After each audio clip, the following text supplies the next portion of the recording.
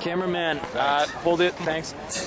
It's going. It should be zoomed out. I'm Doug, and I just want to say that we need some basic minimum that we can unite on, but they shouldn't be compromised. And what we should do is we should get to the point where we can name this system. And this system is built on our blood, our labor, the exploitation of workers here and around the globe. It's called capitalism. And we need to get to the point. Everyone has great things about healthcare, about education, about jobs, homelessness, the living wage. But if we look at these buildings around us, they were built by hands like ours, working, and the wealth those people did was taken from them by these people. And we need to get to the point where we can name this, because ultimately, and I'm speaking for me, but since this is a democracy, this system is corrupt, it is wrong, and it needs to go, and what in its place is everyone feels powerless. But the truth is, it's our power. We can, if we unite, if they want us like this. They want us separated, because this breaks easy. But unity means this.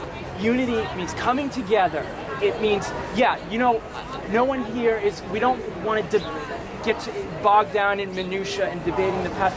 But I think we all agree that people come before profits, that the wealthy should not control us, that we should be in control, and that we need to do what we can for empowerment, outreach. Let people sing, let people dance. Let's do this. Let's bring people together more. You know what?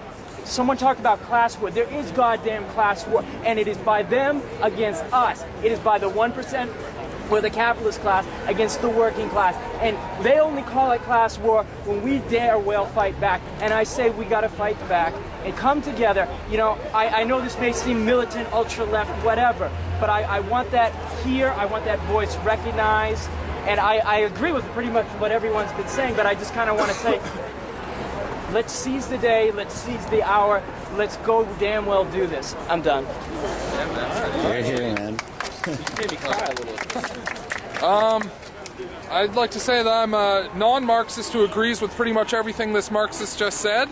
I suppose I would like to keep the message slightly more general to allow the non-Marxists to hop on. I am too, dude. Yeah, I know you are. I know, and that's good. You did a really good job with that, and I agree with most of what I've heard. I disagree with small amounts of it, but more in practice and in spirit. And I really like the fermentation metaphor. I believe that was yours, the fermentation / boiling over. Good metaphor. That's it. Cool. Yeah, right. I'm profoundly moved by what I'm hearing. What's your name again? Peter. Yeah, we should talk about BC stuff. Awesome. My name is Joe, and I want to echo what my brother Doug just said, and also what Boyd and Kyle have kind of foregrounded about the interest in focusing on debt. I mean, one of the things, arguably, the catalyst for the financial crisis of 2007, 2008, although not consciously a political act by poor people, but basically amounted to people's inability collectively to pay their debts.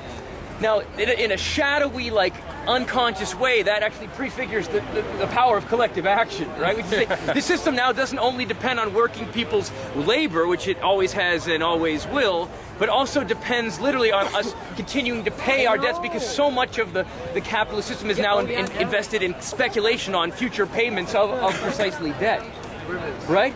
There's a great new book out about how, debt, the 5,000-year history, a great scholar. Anybody reading this? I forget his name, but we should fucking bring him here. But what he talks about is no society in history has got to the situation that we're in now today, where the poor owe the rich so much and not either had a total social breakdown, returned to actual chattel slavery, or had a jubilee. You know what a jubilee is? Yeah. Yep. Jubilee is... Pope used to declare them. Debts are declared... disappeared.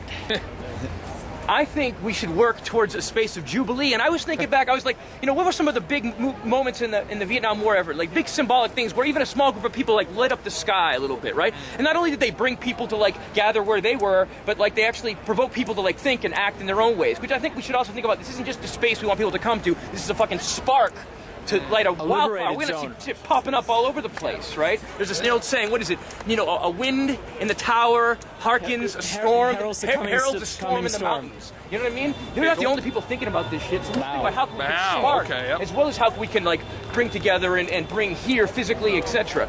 But I was thinking, but Vietnam War, one of the most like sensationalist kind of brilliant things that people did, that like moved from just like I oppose this or like vote different or whatever to like something that signaled a greater commitment. They fucking burned their draft cards.